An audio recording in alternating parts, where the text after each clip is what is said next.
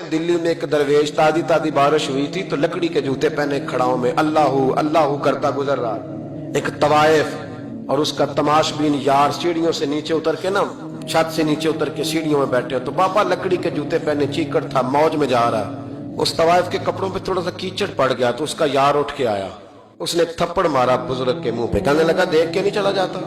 बाबा जी कहने लगे बेटे अल्लाह तेरा भला करे, बाकी बूढ़ा हो गया, अब सही नजर नहीं आता, गलती हो गई।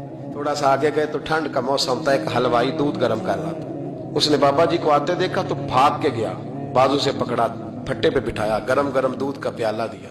बाबा जी ने बिस्मिल्लाह शरीफ पढ़ के दूध पिया, पूरा प्याला पी के कहने लगे या अल्लाह तो कितना बेनियाज है, कहीं दूध पिलाता है कहीं थप्पड़ मरवाता है। बाबा जी वहीं बैठे थे तो पीछे से लोग दौड़े आ गए, ने आके कहा बाबा अल्लाह के वली बद्दुआ तो नहीं देते।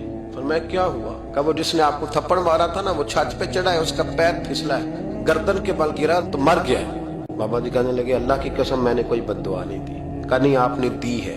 फरमाया नहीं दी। उसने कहा दी है। तो बाबा जी कहने लगे फिर असल बात सुना दूं?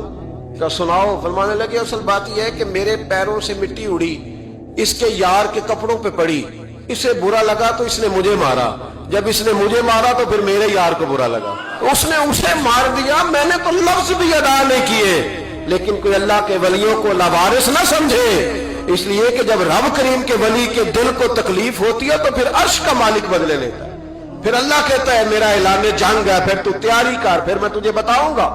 थोड़ा सोच के बोले, थोड़ा एहतियात से बोले, थोड़ा तोल के बोले, कहीं ऐसा ना हो कि एक फिक्रा किसी अल्लाह के बंदे की बेअदबी का सबब बने।